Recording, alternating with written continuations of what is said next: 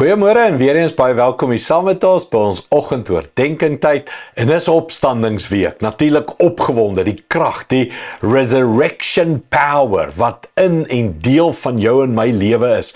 Maar ek praat eers net so 'n bietjie van wat het alles om die graf gebeur en voor die opstanding gebeur. Nog steeds stories oor die graf.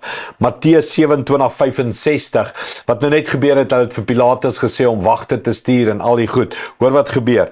Pilatus het geantwoord, hier is 'n wag vir julle. Gaan beveilig die graf so goed moontlik.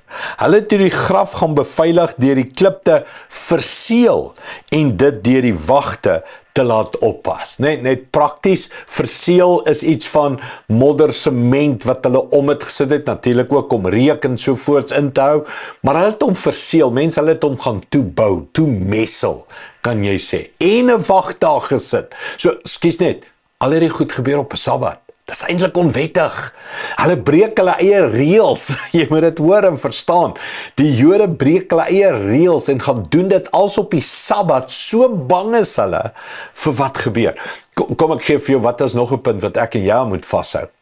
Die vyand sal alles in sy vermoë doen om jou te stop. Wil jy dit hoor?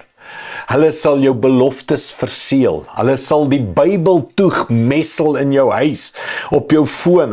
Hulle sal alles in hulle vermoë doen, die bose, om te keer dat jy glo en lees en bid en vertrou en by jou beloftes uitkom. Hulle sal wagte voor jou beloftes sit. Hulle sal dit toe probeer messel en toebou. Mense, en ek en jy, hoor mooi. Pas op dat ons nie daarvoor val nie. Pas op dat ons nie sê, ag ek sal nooit daai werk kry nie, want 1000 ander het aansoek gedoen daarvoor nie. Daai 1000 ander is toegemessel en soldate wat deur die vyand daar gesit is. Kan dit God keer? Nee. Maar dit help nie, ek glo nie.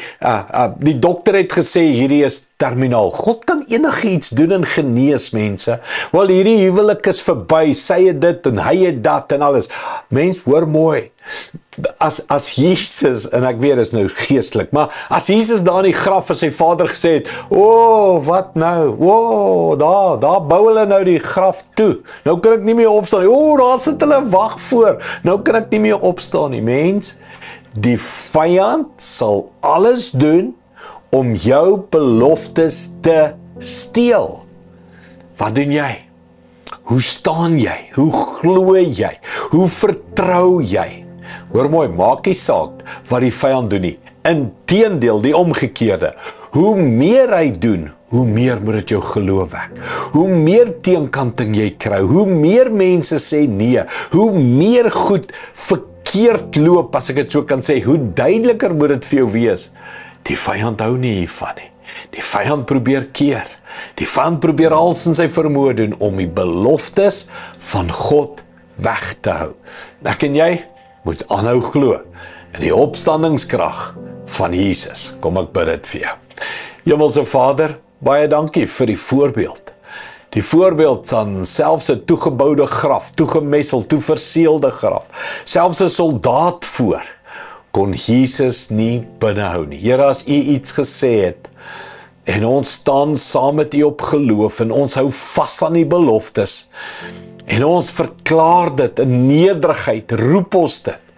Here, kan geen vyand, bose mag, geen wapen wat teen ons beplan word, kan bly staan nie. Daarom buig ons knieë. En ek sê dit met alle eenvoudigheid en nederigheid, maar met geloof. Laat U wil geskied. Laat U koninkryk kom. En niks en niemand en geen doodryk, mag en hel, leuen of enigiets van die vyand kan dit keer nie. Dankie daarvoor, Here, in Jesus naam. Amen. Dankie, liewe vriende. Sien jou weer môre.